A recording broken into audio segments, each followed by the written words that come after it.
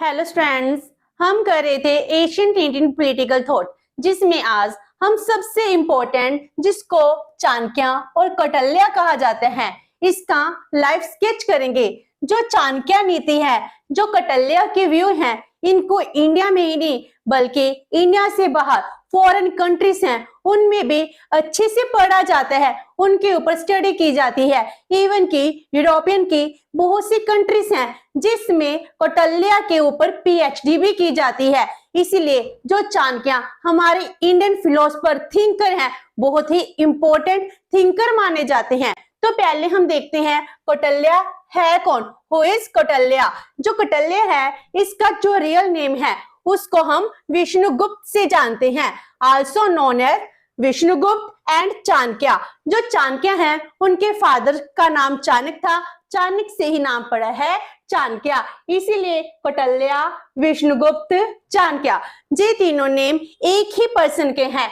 जो कौटिल्य है, कौटिल्य माना जाता है इनका क्लैन नेम है, मीनिंग गोत्र था कौटिल्य। कौटिल्य से ही जब जी स्टडी करते थे, कुछ भी राइट करते थे, अपना पेन नेम कौटिल्य यूज करते थे, इसीलिए बहुत सी राइटिंग में हमको कौटिल्य का नाम लिखा दिखाई देता है। तो कौटिल्य, चाणक्य, विष्णुगुप्ता जी सेम ही हैं। इनको फादर ऑफ क्लासिकल रियलिज्म भी कहा जाता है, क्योंकि जब आप इनके थॉट पढ़ोगे, इनके फेमस बुक अर्थशास्त्र पढ़ोगे, तो इसमें आपको पता चलेगा पुराने टाइम में भी जो आज की रियलिस्टिक थ्योरी है उसके भी ऊपर कौन थे, कौटिल्य थे। उनके व्यू जो हम बीसी में कंसीडर करते हैं वो व्यू तब दिए गए थे जो आज रेलेवेंट हैं। जो बहुत ही प्रैक्टिकल रियलिस्टिक थिंकर थे। तो जे ancient Indian philosopher, teacher, jurist, economics, statesman,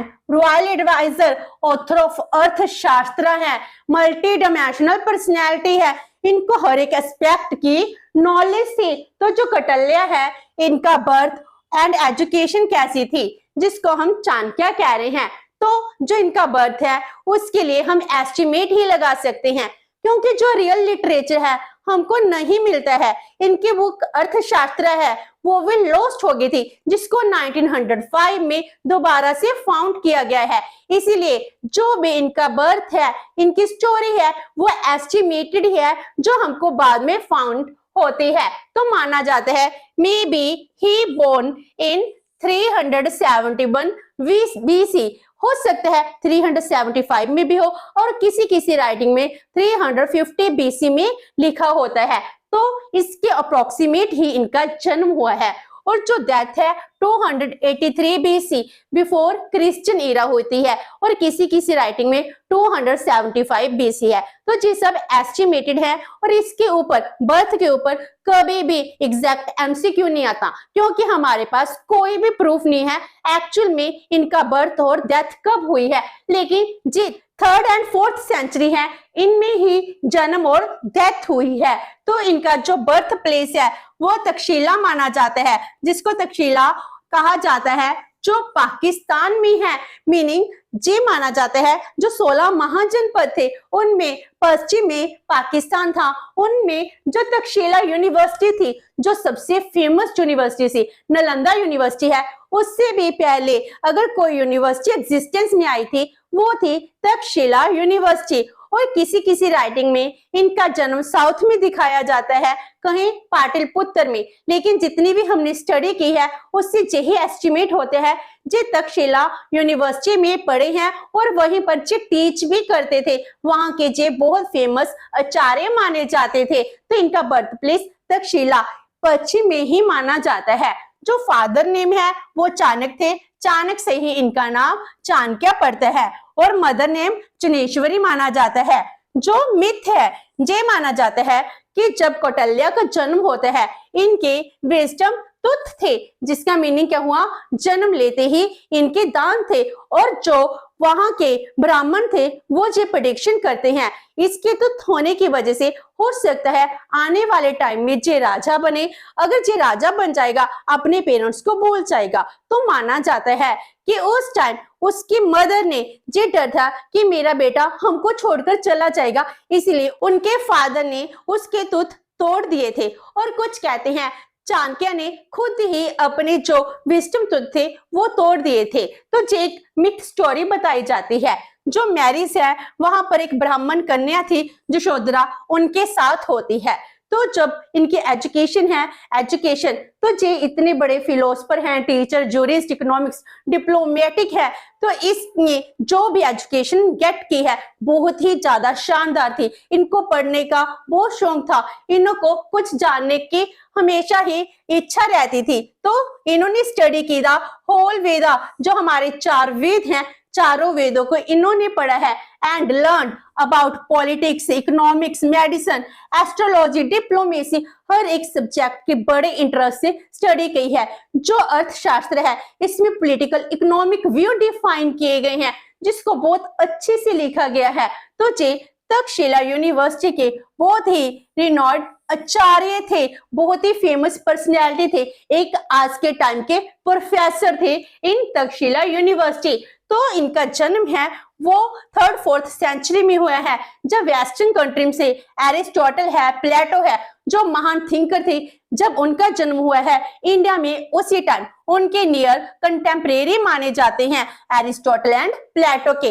Aristotle के जो शागिर्द थे, जिसको अलेक्जेंडर दी ग्रेट कहा जाता है, क्योंकि अलेक्जेंडर के गुरु एरिस्टोटल माने जाते हैं, उन्होंने ही इनको शिक्षा दी थी। अलेक्जेंडर ने इंडिया पर वॉर की थी, तब जाकर जो इंसिडेंट्स हैं हमको हर एक बुक में मिलते हैं। तो इससे माना जाता है कि Aristotle, Plato, Alexander the Great उस टाइम के ही कंटेम्परेरी रहे हैं।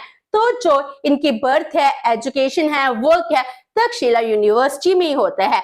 तो जो अलेक्जेंडर है उसका इन्वेजन होता है इंडिया पर, उसके बाद मगध में विजिट करते हैं, विजिट ऑफ मगधा। तो अलेक्जेंडर इन्वेजन, अलेक्जेंडर को माना जाता है कि वो गॉड के पुत्र थे, उन्होंने कभी भी हार नहीं मानी, जहां भी वो जाते थे वहां जीत कर ही आते थे। यूरोप की बहुत सी कंट्री हैं जिनको उन्होंने जीता था। उसके बाद वो इंडिया में भी आते हैं, जब वो अलेक्जेंडर स्टार्ट करते हैं अपनी कैंपेन टू कॉन्क्वेस्ट एशिया, इसलिए यूरोप से इंडिया आएंगे, पहले पश्चिम की तरफ आएंगे।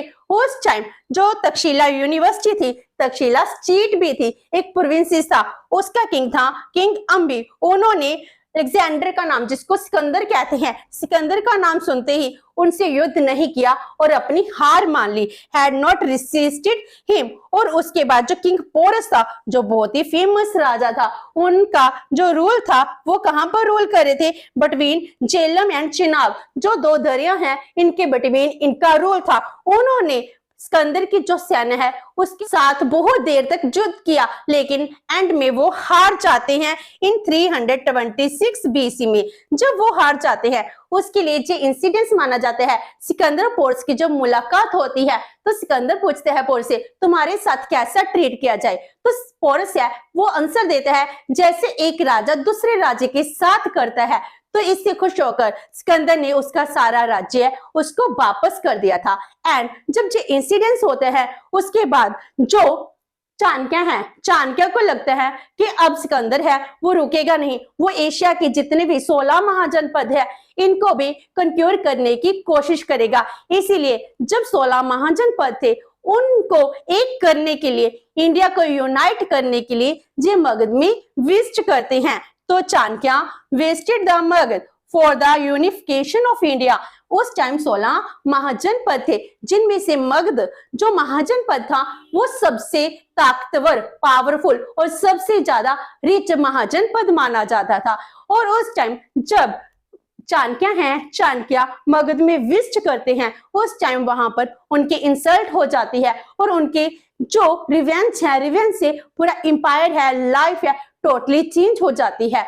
और किसी राइटिंग्स में ये भी लिखा गया है कि जो चाणक्य हैं वो मगध में भिक्षा मांगने के लिए जाते हैं, क्योंकि जो उनकी पत्नी यशोधरा थी, यशोधरा को लगता है कि मेरा पति बहुत गरीब है। एक बार वो मायके जाती है तो उस टाइम उसकी इंसल्ट होती है, इसलिए यशोधरा के कहने पर वो मगध में भिक्षा लेने जाती हैं। लेकिन जो मुझे पर्सनली लगता है कि ये स्टोरी गलत है। इसको हो सकता है ब्रिटिशर ने, जो हमारे सबसे इंपॉर्टेंट फिलोसफर हैं, उसकी प्रसिद्धि है, इसको डाउनवर्ड करने के लिए ही लिखी होगी। मुझे नहीं लगता कि एक इतना बड़ा विद्वान, इतना बड़ा स्कॉलर, एक तक्षशिला यूनिवर्सिटी का आचार्य भिक्षा लेने के लिए पश्चिम से पूर्व की तरफ जाएगा।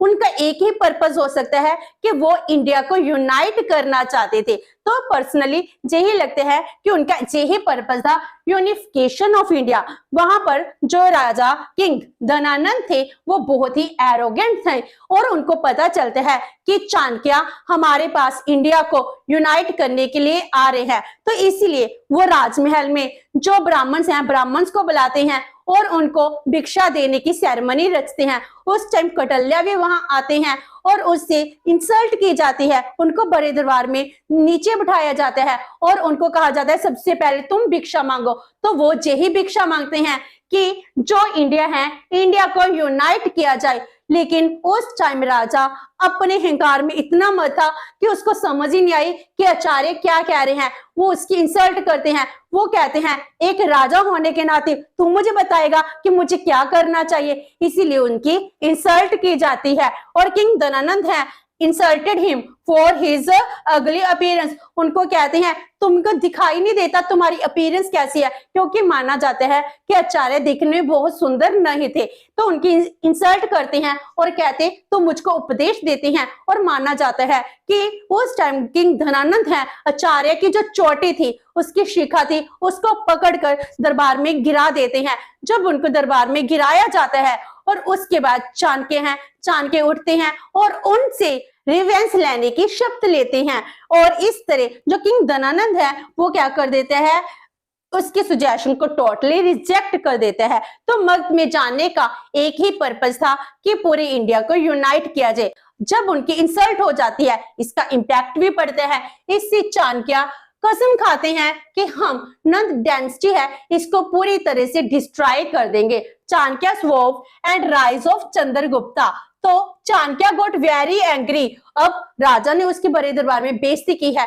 वो बार बार कहते हैं इंडिया को यूनाइट करने की जरूरत है। 16 महाजनपद हैं, इनमें से आप ही शक्तिशाली हो, इसको यूनाइट कीजिए। क्योंकि अलेक्जेंडर है अब वो तो वापस चला गया है, लेकिन जो उसका सेनापति सेल्फियस है वो जरूर हम पर हमला करेगा। लेकिन वो ये बात नहीं मानता है, उसके इंसल्ट करता जाता है। इसीलिए वो vow to destroy the Nanda empire from root. वो कसम खाते हैं कि मैं जे तुम्हारी डायनेस्टी है, तुम्हारा जो भी राज्य महल है, जो भी तुम्हारा राज्य है, तुम्हारी प्रजा है, इसकी रक्षा के लिए तुम जैसे घमंडी जो लोगों पर अत्याचार कर रहे हैं इसको खत्म कर दूंगा।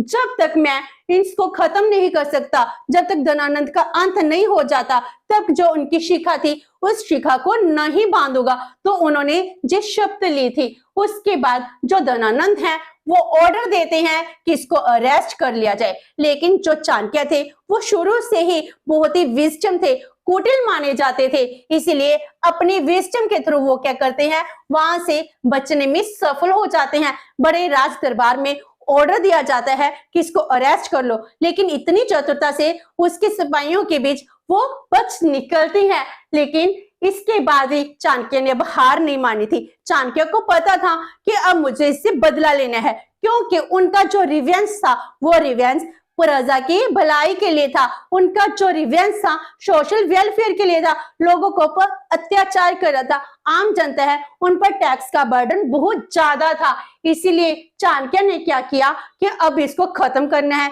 इसके लिए मुझे मगध की मिट्टी से ही कोई राजा चाहिए और उसके लिए मनी भी चाहिए। तो चाणक्य ने बहुत ज्यादा जो गोल्ड कॉइन है उनको कलेक्ट कर लिया और जंगल में एक गड्ढा खोदकर उसमें सेव कर लिए। इससे चाणक्य ने बहुत सारी मनी है उसको भी कलेक्ट किया, जो बाद में वॉर के टाइम इसके काम आया था। अब चाणक्य ने क्या करना था, एक मगध से ही एक राजकुमार चुनना था। तो चाणक्य ने स्टार्ट किया अपना मिशन और इसीलिए वो क्या करते हैं, मगध के अराउंड ही रहना स्टार्ट कर देता है और looking someone who could destroy the Nanda dynasty, Nand dynasty को खत्म कर सके। उस टाइम उसको एक ब्रेव, इंटेलिजेंट, चाइल्ड मिलता है जो बड़े दरबार में बच्चों के साथ खेल रहा होता है और उसको जस्टिस देने देखता है कि उसकी जस्टिस है, सूझबूझ है, बहुत ही अच्छी है। उसको लगता है यही एक बच्चा है जो नंद एम्पायर को खत्म कर सकता है, जो luckily was the Prince of enemy of Dhanananda, जो धनानंद का एनिमी थी। पिपली वन था जो एक किंगडम थी जिसके राजा को धनानंद ने कपट से मार दिया था और उसी का पुत्र था चंद्रगुप्त। वो उसको बहुत ही अच्छा लगता है कि एक बच्चा जो बहुत ब्रेव है, पूरी विजडम है, सूझबूझ है और यही राजा बन सकता है, इसमें सभी गुण है। तो वो क्या करते हैं, उसको बहुत ही ज्यादा रिगरस मिलिट्री ट्रेनिंग देते हैं, एजुकेशन देते हैं, जिसके बाद चंद्रगुप्त धनानंद से लड़ सके। अब चाणक्य ने क्या किया, चंद्रगुप्त को ट्रेनिंग दी। उसके बाद जो चाणक्य अपना रिवेंज लेते हैं।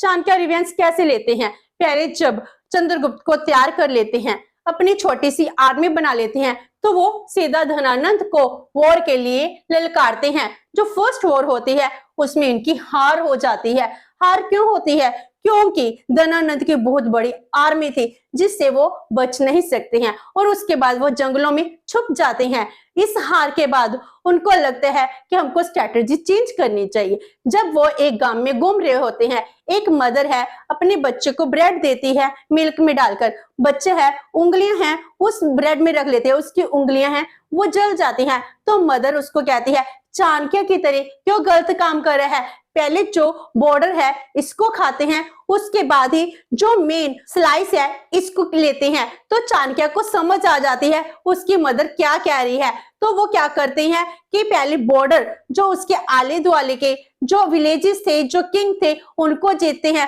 और उसके बाद धनानंद से लड़ते हैं। इस तरह वो अपने स्ट्रेटजी को चेंज करते हैं, इन्वेडेड बॉर्डर कंट्रीज, और उसके बाद बहुत ज्यादा ह्यूज आर्मी है उसको क्रिएट कर लेते हैं। और जो जंगल में इनोसेंट पीपल हैं जिनका कोई एम नहीं था, उनको भी अपनी आर्मी में इकट्ठे कर लेते हैं और जो गोल्ड कॉइन्स कलेक्ट किए थे उस गोल्ड कॉइन से वो आर्मी का भरण पोषण करते हैं, उनके लिए वो सभी इंतजाम करते हैं, उनके लिए वो जो भी इंस्ट्रूमेंट्स थे वो लेकर आते हैं। तो फाइनली 321 बीसी में चंद्रगुप्त है वो धनानंद को मार देता है और उसके बाद मौर्य एम्पायर है इसको इस्टेब्लिश किया जाता है। जब मौर्य एम्पायर इस्टेब्लिश होता है उसके बाद जो चंद्रगुप्त है राजा बन जाता है, चाणक्य प्राइम मिनिस्टर बन जाता है और उसके बाद जो चाणक्य है पूरे गवर्नेंस को अच्छे से चलाता है। तो चंद्रगुप्त को हर टाइम वो ही सुजेशन देता है और उसको पता चलता है कि जो उसकी नेबरिंग कंट्रीज है उसके जो कुछ दुश्मन है वो चंद्रगुप्त को जहर देकर मारने वाले हैं। तो वो क्या करते हैं कि चंद्रगुप्त के खाने में कुछ जहर के अमाउंट है वो डाल देते हैं ताकि जो चंद्रगुप्त का बॉडी है वो बॉडी इस पॉइजन की हैबिचुअल हो जाए और उसके बाद जब उसके दुश्मन है उसको पॉइजन देंगे उस पर चंद्रगुप्त की बॉडी पर कोई भी असर नहीं होगा। एक बार उसकी जो खाना था खाने में जहर थी, गलती से उसकी पत्नी दुर्धरा है वो वही फूड खा लेती है जो उस टाइम प्रेग्नेंट थी और इस तरह जो दुर्धरा की बॉडी वो पॉइजन को सहन नहीं कर पाती है और वो मरने वाली होती है और उस टाइम वो चाणक्य से रिक्वेस्ट करती है जो मेरी बॉम्ब में बेबी है आप इसको बचा लिए। तो उस टाइम चाणक्य हैं उसकी बॉम्ब को फाड़ देते हैं, मींस सर्जरी करते हैं। सर्जरी करने के बाद बच्चे को निकाल लेते हैं। उस टाइम दुर्धरा मर जाती है लेकिन जो उसका बेटा बिंदुसार है वो बच जाता है। तो इस तरह चाणक्य ने उस टाइम सी सेक्शन के थ्रू एक बेबी को बचाया जिसका नाम बिंदुसार बन जाता है, जो चंद्रगुप्त के बाद वो राजा बन जाता है। और उसके बाद death of the Chanakya. Chanakya की डेथ कैसे होती है, जो चंद्रगुप्त था, चंद्रगुप्त के बाद जब बिंदुसार है वो राजा बनता है और उसमें जो मिनिस्टर थे उनमें से एक मिनिस्टर था सुबंधु, जो एक ऑर्डिनरी मिनिस्टर था जो चाणक्य से बहुत जेलसी करता था और वो खुद चाहता था कि वो प्राइम मिनिस्टर बन जाए। इसीलिए वो क्या करता है, एक टाइम बिंदुसार को उसकी बर्थ की स्टोरी बताता है कि उसकी मदर की डेथ चाणक्य की वजह से हुई है, चाणक्य ने ही उसके खाने में जहर डाला था। He narrated the story of his birth to the king and king है उसको बहुत गुस्सा आता है कि मेरी माँ को चाणक्य ने मारा था। वो पूरे राजमहल में जी सबसे इंपॉर्टेंट मिनिस्टर बनकर रह रहा है, इसीलिए उससे गुस्सा हो जाता है। चाणक्य को जब इस चीज का पता चलता है कि बिंदुसार मुझसे गुस्सा है, तो वो सब कुछ सैक्रिफाइस कर देता है और फॉरेस्ट में चला जाता है। अब उसकी डेथ की 2 स्टोरीज बताई जाती हैं। जो डेथ है वो भी बहुत ही मिस्ट्रीज है। इसमें से वन लीजेंड्स हैं, वो कहते हैं कि उसके बाद जब चाणक्य जंगल में आ जाते हैं तो वो क्या कर देते हैं, अपना व्रत रखते हैं। वो कहते हैं जब तक मुझे डेथ नहीं आएगी तब तक ना ही मैं कुछ खाऊंगा ना ही कुछ पीऊंगा। He starved himself to death, तो मीन स्टारवेशन स्टार्ट हो जाती है। और कुछ कहते हैं कि बिंदुसार है, बिंदुसार को राजमहल में किसी पर्सन से रियलिटी पता चलती है कि उन्होंने पॉइजन है उसके फादर के खाने में डाली थी ताकि उसके फादर को कोई नुकसान ना हो, लेकिन गलती से दुर्धरा ने उसकी मदर ने खा ली थी।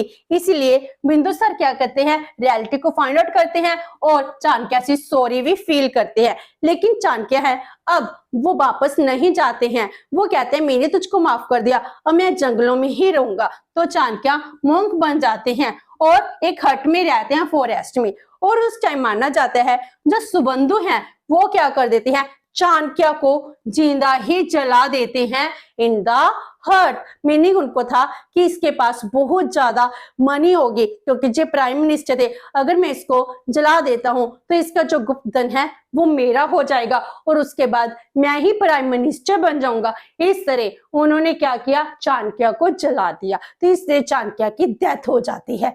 तो इस तरह आज हमने इस सेशन में जो कटल्ल्या है, चाणक्य है, इसकी लाइफ स्टोरी की है। नेक्स्ट सेशन में इनकी फेमस बुक अर्थशास्त्र है, हम उसको करेंगे। होप सो कि आपको ये सेशन अच्छा लगा होगा। अगर आपकी कोई क्वेरी है तो पोस्ट इट कमेंट बॉक्स। अगर वीडियो अच्छी लगी तो please like and share with your friends. Thank you so much and have a nice day.